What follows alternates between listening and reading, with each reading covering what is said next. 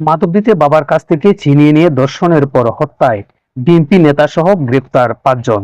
জানা যায়, নরসিংদীর মাধবদীতে ধর্ষণের ঘটনা ধামাচাপা দিতে ১৫ বছর বয়সী এক কিশোরীকে তার বাবার কাছ থেকে তুলে নিয়ে গিয়ে হত্যার অভিযোগ উঠেছে।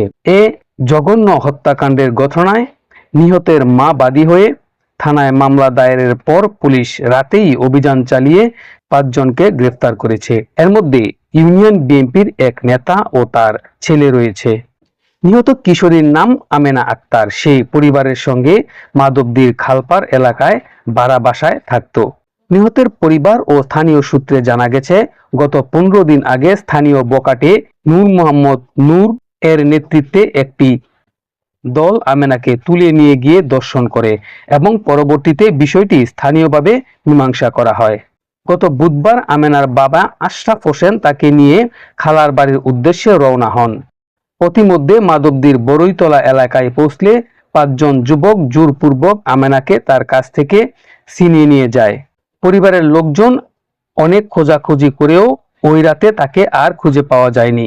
পরদিন বৃহস্পতিবার সকালে মাধবদী থানার মহিষাসুরা ইউনিয়নের কোতালীচর দড়িকান্দি এলাকায় একটি সরিষার ক্ষেত থেকে গলায় ওড়না পেঁচানো অবস্থায় আমেনার মরদেহ উদ্ধার করা হয়।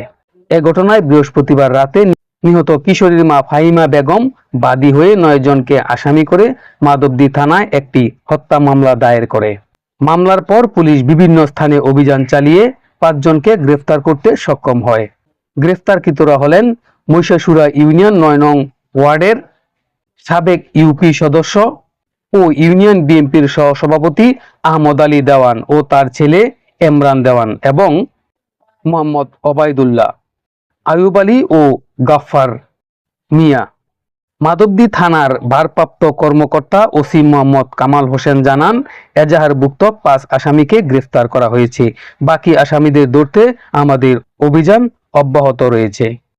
এ হত্যাকাণ্ডের ঘটনায় পুরা জেলায় তীব্র উত্তেজনা ও ক্ষোভের সৃষ্টি হয়েছে। বিএনপির যুগ্ম মহাসচিব ও নরসিংদী সদর ১ আসনের সংসদ সদস্য জনাব খায়রুল কবির খোকন অপরাধীদের দৃষ্টান্তমূলক শাস্তি দাবি জানিয়েছেন। মাধবদী থেকে চ্যানেল খবর বাংলা, মাসুদ মোল্লা।